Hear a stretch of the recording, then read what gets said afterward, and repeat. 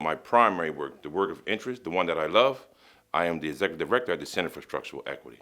On September the 14th, 2011, I got a phone call from my son's mother.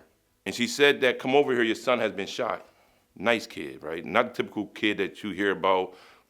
And as the people started getting agitated and they started coming talking about revenge, his mom said that you don't need a bloody revolution.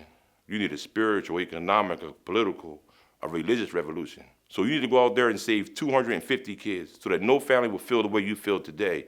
So that's really my driving force. Because when we first started out, it was a grandmom and grandpop.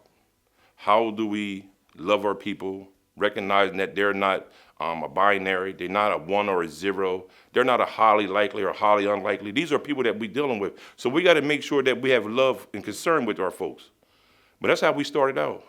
Then Dr. Yasser Payne came with the Street Part Project. He said, no, we also need some scientists. So that when we go to the next group, which is the champions of our work, we can say this is what we're producing. But we really believe that a lot of the inequities is structured in the policy, the programs, and the practices. So how do we now get our voices inside that narrative?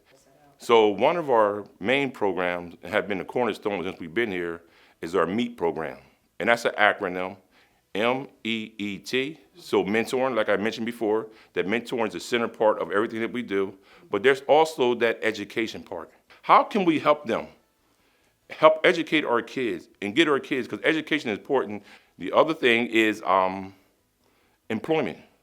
A lot of times you hear about the thing that's going wrong or thing that's not happening, that they don't have no money in their pocket. And the last one is trust.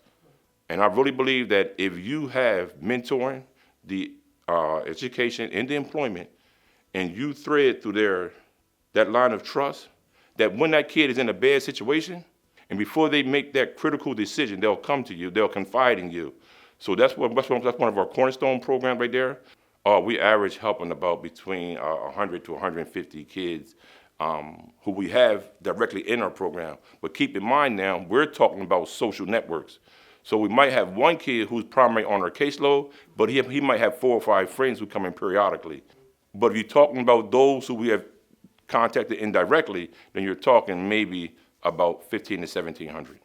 What's next for the center is that we want to make sure that what we're doing is operationalized throughout the state. But we have partnered with other organizations outside the state so that we can, for a better term, organize how you do violence prevention work, how you do evidence-based training for young folks, how you do scholarly writing, how you control your own narrative. We want this right here to be a national phenomenon. So we're working with different organizations throughout the country so that their idea can come to fruition. When I see a kid graduate and walk across that stage and his mom is in there crying, believing that, knowing that if he had the chance that he would have made it, and he was given that chance, and he proven himself or herself, and now they got that diploma. And for me, that right there is the moment that I know that this kid right here is on a different trajectory. It's just that when you see these kind of things right here, it inspires you that all your hard work is worth it. So you got to wake up in the morning saying, I need one more kid to get across that finish line. Because remember, I got 250 kids. I got to get across that finish line.